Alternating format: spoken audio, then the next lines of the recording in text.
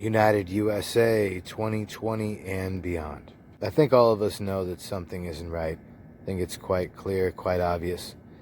So, this is a rundown. Put it in perspective with just some of the highlights from things this week concerning China and the USA, also issues going on with Taiwan and North Korea, but not even just that. It goes way beyond that. China is trying to dominate. They have been dominating in more industries than you can imagine, beside building islands in the South China Seas and landing strips. It goes way beyond that. North Korea fired off multiple short-range missiles last weekend. This according to a new report from the Washington Post. These launches were discovered by U.S. officials through intelligence collection efforts outside the country. The missile tests represent Kim Jong-un's first challenge to the Biden administration, which has not yet outlined its approach to North Korea.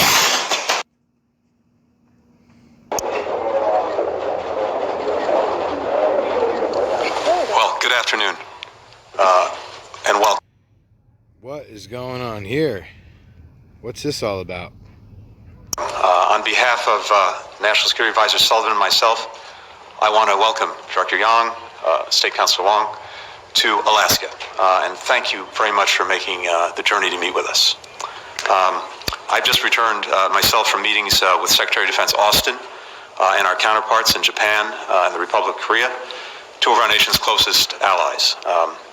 They were very interested in the discussions that we'll have here today and tomorrow, because the issues that we'll raise are relevant not only to China and the United States, but to others across the region and indeed around the world.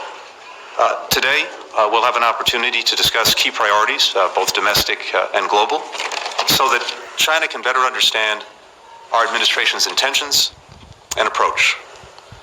We'll also discuss our deep concerns with actions by China, including in Xinjiang, Hong Kong, Taiwan, cyber attacks on the United States, economic coercion toward our allies. Each of these actions threaten the rules-based order that maintains global stability. That's why they're not merely internal matters, and why we feel an obligation to raise these issues here today. Chinese firms to build critical U.S. infrastructure. No, I would not. I spent more time with Xi Jinping than any world leader had by the time we left office. This is a guy who doesn't have a democratic with a small d bone in his body. This is a guy who is a thug who in fact has 1 million Uyghurs in reconstruction camps, meaning concentration camps. This is a guy who you see what's happening right now in Hong Kong. And this is a guy who I was able to convince should join the international agreement at the Paris Agreement, because guess what? They need to be involved. You can cooperate and you can also dictate exactly what they are. Has finally broken its silence and has sent out a stern warning to the United States and South Korea for what it calls their, quote, stupid war games. A day ahead of Biden administration's South Korea visit, the sister of North Korean leader Kim Yo-jong has criticized ongoing military drills in South Korea.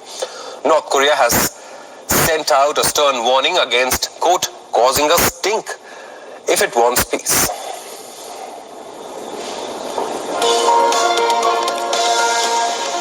To dial back, Korea is warning the U.S. about military drills as Biden administration officials make their first visit to that region. The news coming after the White House asked the Justice Department to dial back rhetoric, calling the nation a criminal syndicate. NBC News national security correspondent Ken Dilanian joins us now. Ken, a pretty blunt warning from the sister of North Korean leader Kim Jong-un. How seriously is that being taken? It's hard to say, Aaron. Kim Yo-jong often plays the role of rhetorical pit bull for the North Korean regime, and she issued a statement yesterday warning the Biden administration that, quote, if the U.S. wants to sleep in peace for the coming 4 years, it had better refrain from causing a stink at its first step. I don't know about that translation. On the issue of China is urging President Biden to tread carefully around the issue of Taiwan. Let's take a listen to what Foreign Minister Wang Yi said. The One China principle is the foundation of the China-U.S. relationship, an insurmountable red line. There is no room for compromise or concession on Taiwan, and we urge the new U.S. administration to understand the sensitivity of the issue and move away from the previous dangerous practice that was playing with fire.